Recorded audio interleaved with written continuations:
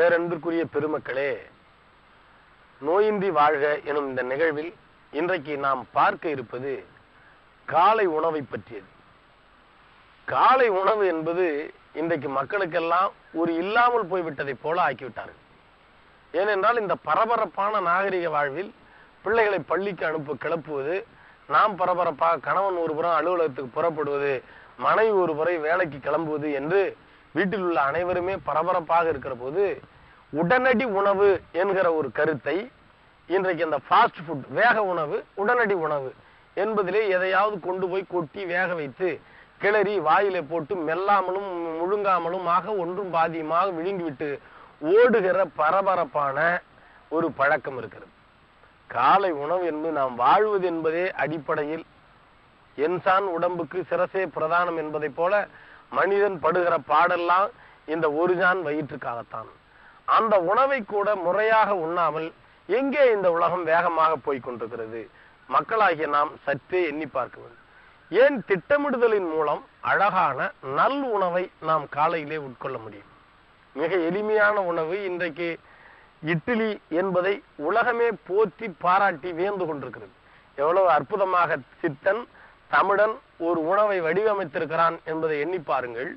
அதுல இருக்கிற புழுங்கல் அரிசி, அதுல இருக்கிற மாவு, உளுந்து, அந்த உளுந்துல இருக்கிற புரதச்சத்து, அதற்கு பிறகு நுண் சத்துக்களும் அயச்சத்தும் தேவையான வெந்தயம், இவற்றை எல்லாம் அரைத்து வேக வைத்து ஒரு நாள் வைத்திருந்து அடுத்த நாள் பாத்திரத்தில் வைத்து நீராவியில் வேக வைத்து, என்ன ஒரு அற்புதமான விஞ்ஞான முயற்சி என்று எண்ணி பாருங்கள்.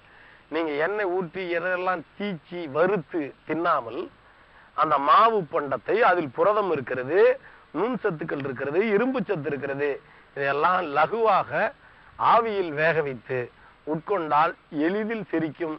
இன்றைக்கு சொல்லுகிற சரிவிகித சமச்சீர் உணவு என்று சொல்லுகிறார்களே, இந்த உணவு நமக்கு எளிதாக கிடைத்துவிடும். இன்னும் சில நுண் சத்துக்கள் குறைபாடு இருக்குமோ என்று எண்ணிய சித்தன் கறிவேப்பிலை துவையல், கறிவேப்பிலை சட்னி, புதினா துவையல், புதினா சட்னி இவற்றையெல்லாம் இஞ்சி வைத்து வதக்கி அரைத்து உட்கொண்டால் அந்த மாவு பொருளும் புரத பொருளும் செரித்துவிடும். அந்த கருவேப்பிள்ளை, கொத்துமல்லி இவற்றில் இருக்கிற அந்த பசுமை தாங்கிய நுண் சத்துக்கள் நமக்கு ஊட்டத்தையும் உணர்வையும் ஆற்றலையும் கொடுக்கும். அது மட்டுமில்லாமல் பல நுண் சத்துக்கள் நோய் நீக்கக்கூடிய தன்மையிலும் இருக்கிறது. இவற்றை எல்லாவற்றையும் தாண்டி பொடி என்கிற ஒன்றை தமிழன் தான் கண்டுபிடித்திருக்கிறான். அது மிளகு, பொட்டுக்கடலை, சீரகம் இவற்றையெல்லாம் சரிவிகிதமாக எடுத்து வறுத்து கொஞ்சம் நல்லெண்ணெய் சேர்த்து, குழந்தையாக இருந்தால் பசுநெய் சேர்த்து கலந்து இந்த இட்லிக்கோ தோசைக்கோ செய்து சாப்பிடலாம்.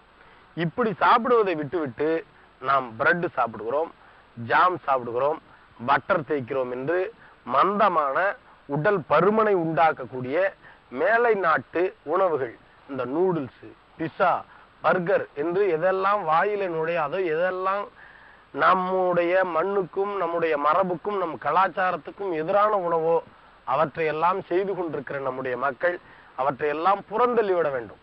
தொலைக்காட்சியிலே வரக்கூடிய அனாவசியமான விளம்பரங்களை கண்டு நாம் முழுமையாக நம்பிவிடவும் கூடாது. நம்முடைய பகுத்தறிவை பயன்படுத்தி, இந்த நுண்ணறிவை பயன்படுத்தி பழைய பாரம்பரிய சித்தர்கள் சொன்ன முறைகளை உய்த்து உணர்ந்து சிறந்த மருத்துவ அறிஞர்களின் ஆலோசனைப்படி நல் உணவை காலையில் உட்கொண்டால் சிறந்த தெளிவான வயிறுக்கும் உடலுக்கும் தொந்தரவில்லாத உணவை உட்கொண்டு நாம் அந்த நாளை நலமுடன் நடத்துவது மட்டுமல்லாமல் வாழ்நாள் முழுவதும் நலத்தோடு வாழலாம். வாழ்க்கையை திரும்பிப்பார், அனுபவங்கள் கிடைக்கும். வாழ்க்கையை எதிர்கொள், நிறைய நம்பிக்கைகளோடு. உன்னை சுற்றிப்பார், இந்த உலகம் உனக்காக காத்திருக்கிறது.